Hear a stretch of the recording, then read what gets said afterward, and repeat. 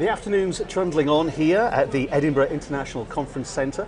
It is the Expo, the Venue Expo rather, and the PA Expo, the first one ever in Scotland, and hopefully not the last. It's been an extremely successful day, as you can probably hear, both sides, lots of networking and workshops happening, and of course we're here in the Johnston Media Studio, streaming live across the world from our country's capital and enjoying it. Now, I promised you in the last interview, towards the end of the last interview, that we'd be talking about the world of PR, and I'm delighted to be joined by Elaine McKean, who's the Managing Director of one of Scotland's leading PR companies, Indigo PR. Thank you for joining us, Elaine. Good to see you. Let's talk about PR. And PR and events. Why is it so important to have really good PR around events, and what can it bring? What can it add? I think the importance of having PR around events is that you are widening your audience in terms of who you're going to attract. So it's about getting delegates along, but it's also about looking at the longevity of the event. If you're starting an event and you want it to run for a few years, then you want to give it some integrity and get some promotion. You're also usually hosting an event because you've either got a cause or a reason for doing that. So again, that's messages to get out to your different audiences. And do you find that organisers get advertising and PR mixed up? A wee bit. Sometimes they do, yes. I mean, the difference between advertising is that you're paying for that coverage. So if you have got a pot of money, you'll get coverage in a publication that will be willing to take your money.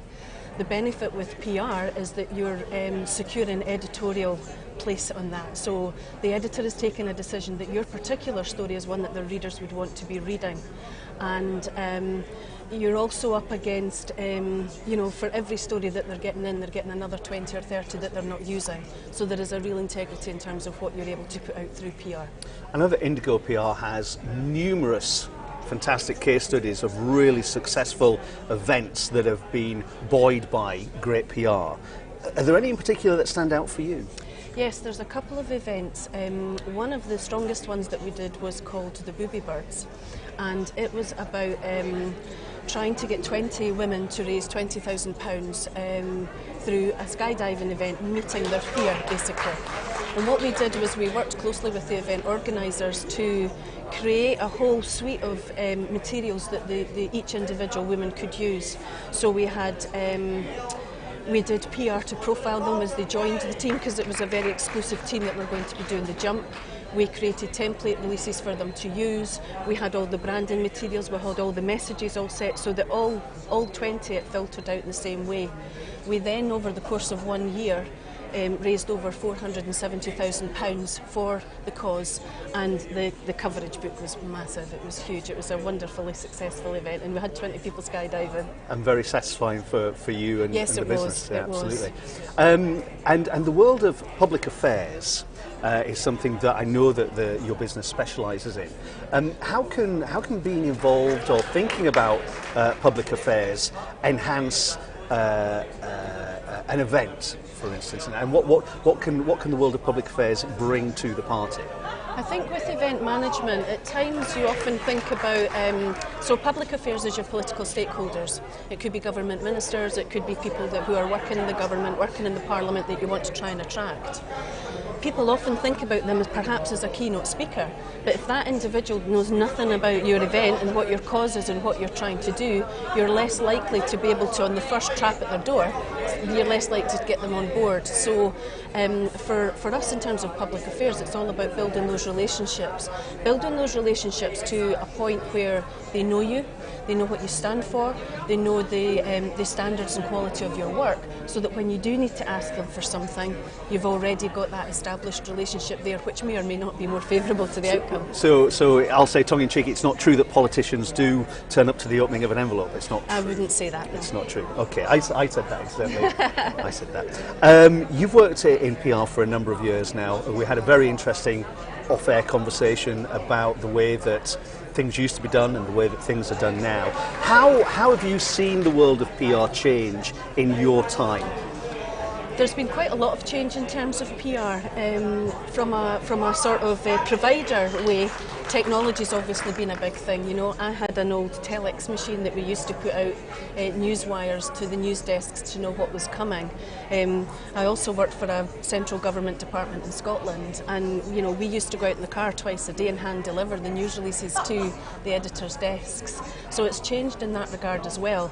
But what's also changed is that the journalist teams in the papers and the broadcast, wherever, are shrinking ever so slightly. So the more that we can provide the information in a content-ready, usable way to do that, then the more likely you are, and at the right time, the more likely you are to be successful with that approach to them. And while we're talking about times are changing, social media, Indigo provide bespoke social media campaigns. It's becoming more and more integral to the success of an event. I think it is. Social media for me is just another communications platform. It's a different audience, they have different needs, in the same way that you wouldn't pitch the same story to the Financial Times as you would pitch exactly to the Sun.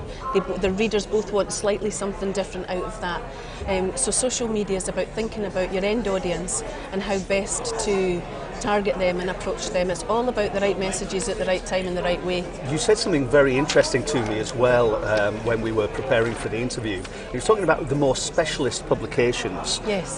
Sometimes need their information, up to 3 months in advance? Yes, so we're working with an event just now, Ingliston Revival, that's taking place in Edinburgh in about 4 weeks' time. And we've been working with them over the last 6 months. This is the second time that we've done the event for them. And it's a 60s themed motor show. Which is open for all the family. And what you've got to do at that stage is, a lot of the specialist publications have maybe got 3-4 month lead-in times. So there's no point thinking, oh, we've got an event in 6 weeks' time, we've got to do something. Yes, you will probably get into your local paper, but in terms of getting right back to that absolute core audience, you need to think far more earlier, and you need to be part of the whole plan and project, part of the whole mix of the communication, so that you can make sure you're complementing their advertising, their marketing, competitions, all other sort of activity. And speaking to event organisers who have a pot of money for, let's generically use the term marketing, how do you recommend that they should divvy that up between actual marketing and PR? I think a lot of it comes down to the cause that they're trying to do for their events. So there are particular membership events where, you know, what is their end game? What is their ask from that event? It may just be to bring people together and to strongly network, as a lot of what's happening here today. But it could be that there is a particular ask which you maybe want to put forward to government, or a debate that you want to take forward.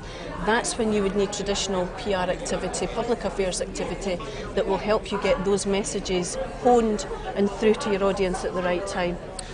And what about those companies that are a little bit on the fence about PR, or those companies that go, do you know what, I can write a press release?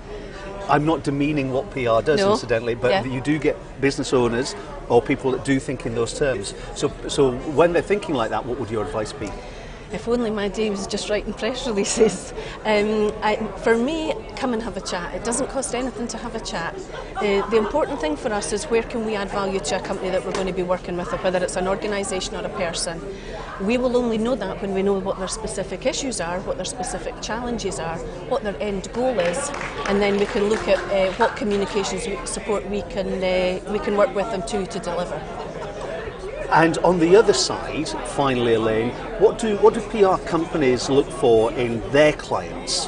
What makes an ideal client for you? It's quite interesting, actually, because there's quite a bit of mirror reflection in that. So in terms of the ethics of a company, in terms of the working relationships, at the end of the day, people do buy people. The people that they can gravitate towards, they buy people that can demonstrate standards and quality of work. And you know, we still get a lot of our business through reputation. So people tell other people that we've done really well. Best form of advertising, I believe. It is, certainly is. Finally, the first venue PA Expo in Scotland. Your thoughts about today? I think today it's been a fantastic turnout. There's certainly a lot of engagement in terms of the breakout areas and people getting lots of information. So I think it's got a good run in it, if this is the first one. Great. Elaine, really insightful speaking to you. Thank you very much indeed. Elaine McKean, the Managing Director of Indigo PR. Thank you. We have 2 more visits to the studio here at the Johnston Media streaming site. I'll be speaking to Julie Grieve, who's created a very, very special app, and then we'll be rounding up the day from about 4 o'clock. So all that to come, don't miss it.